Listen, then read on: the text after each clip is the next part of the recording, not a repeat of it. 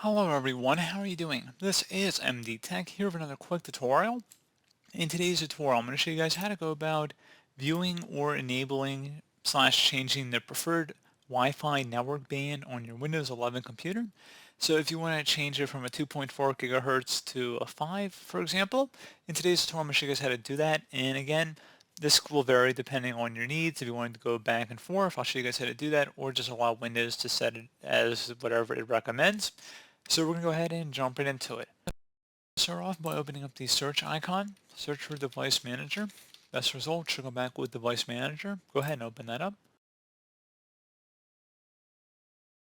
Double click on your network adapter section, and then right click on your network connection under here, and select where it says Properties.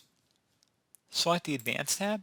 So I don't have Wi-Fi on this system here, but you would look for something that says Band. You would left click on it, and then on the value on the right side, you click inside the drop down and either set it to 2.4 gigahertz only, 5 gigahertz only, or auto. And there might be a preferred option as well if it lets you choose one over the other, but keeping both of them as viable options.